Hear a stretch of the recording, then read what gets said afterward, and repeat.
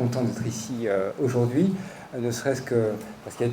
un peu plus d'1 an, on était dans cette même salle pour la première édition de cette journée, avec des visages amis et d'autres. Évidemment, très content aussi parce que, en fait,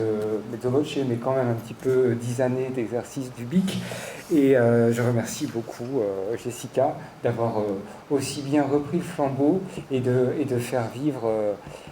cette machine un petit peu compliquée qui est Ubique, et saluer finalement, le mot est à la mode, mais quand même je crois qu'il s'impose, la résilience de l'équipe Ubique au sens très large, je les citerai tout à l'heure, pour arriver à ces 10 années, et ça a vraiment été un travail collectif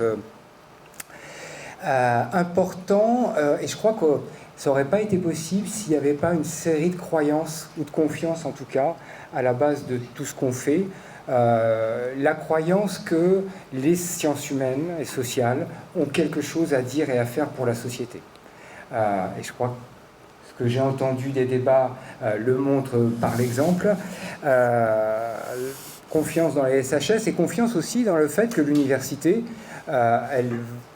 peut et elle doit intervenir, descendre dans l'arène et participer de la construction du social. Alors on nous dit souvent qu'il s'agit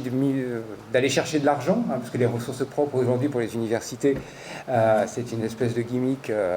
mais c'est surtout que c'est notre mission, et ça fait partie pleinement de notre mission de formation continue et de recherche.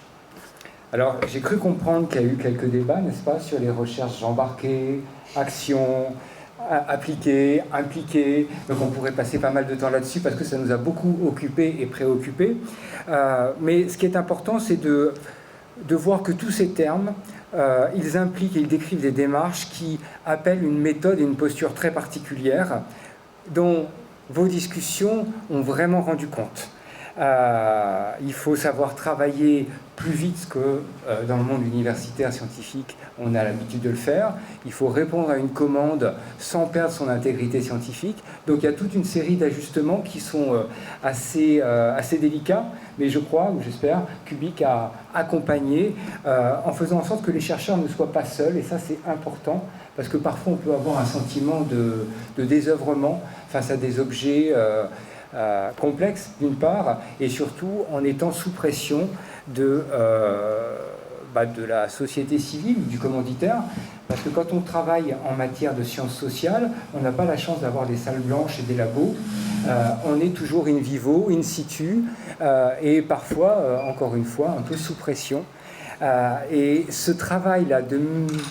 d'apprentissage, de domestication, je pense que Ubique a pu le faire d'abord en faisant un vrai travail d'interdisciplinarité. Alors on a vu qu'en infocom, la géographie, c'est pas ça, mais bon, il y a quand même les objets qu'on traite sont des objets complexes, et la complexité, elle appelle une méthode scientifique et de l'interdisciplinarité. Et ça, je crois que ça a été une des premières choses extrêmement importantes et qui, dans chacun des dossiers qui ont été vus aujourd'hui, a été cardinal. Ensuite, il faut savoir tirer parti de toutes les compétences universitaires. Et en tant que président d'université, je suis plutôt content qu'un machin comme Ubique, comme on l'a longtemps appelé, joue sur des jeunes en master ou en licence dans des projets tutorés, sur des doctorants, des thèses chiffres, des chercheurs confirmés, et que tout cela fasse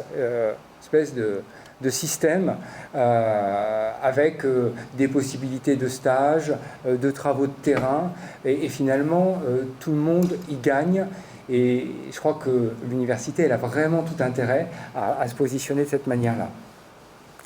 L'autre très, très important, c'est la culture du partenariat qui est développée dans ce genre de travaux de embarquer, impliquer, action.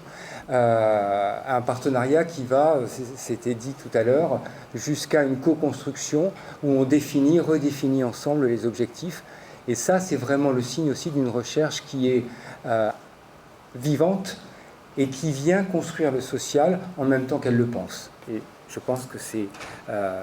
une belle preuve de vitalité. Bon, je ne m'appesantirai pas sur l'évaluation parce que ça serait vraiment très long, mais à une époque où tout doit avoir prix et valeur, réfléchir au nom de quoi on valorise et réfléchir comment on valorise, c'est aussi un travail dont l'université doit se saisir, dans le champ culturel, mais pas que. Hein. Et là, il y a vraiment, et je voudrais faire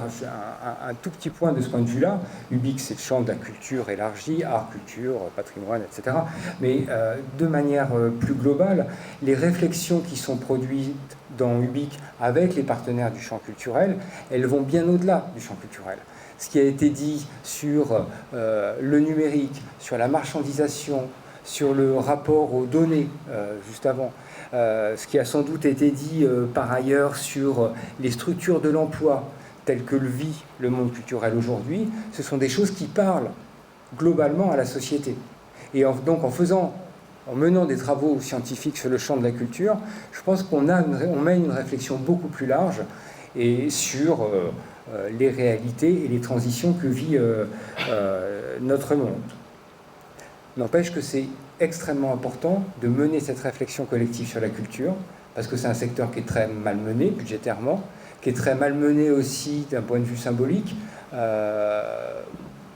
dans des démocraties qu'on croyait très avancées, avec une remise en cause des valeurs fondamentales de la culture. Et on a besoin d'avoir cette vigilance collective, le monde de la recherche, le monde de l'art, mais aussi de faire un travail de diffusion générale pour que ces valeurs auxquelles on croit, elles puissent continuer à exister avec de la production de savoir comme vous le faites, avec ce que soulignait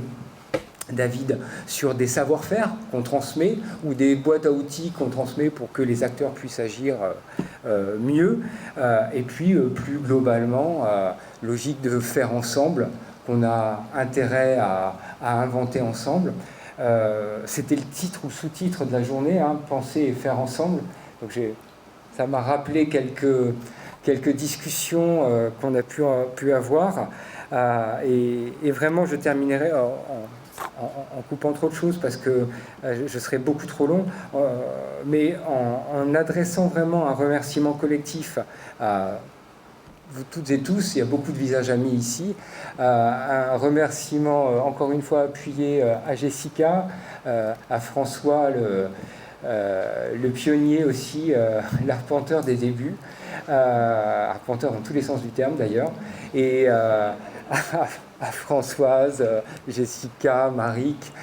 pour toutes ces contributions, et vous dire que je suis très fier en tant que président de l'université, pour garder cette casquette, d'avoir un machin comme UBIC au sein de l'université qui réunit les enjeux de formation, de recherche et qui mène ce dialogue si important avec les partenaires de la société civile. Donc on se retrouve dans un an. Merci à vous.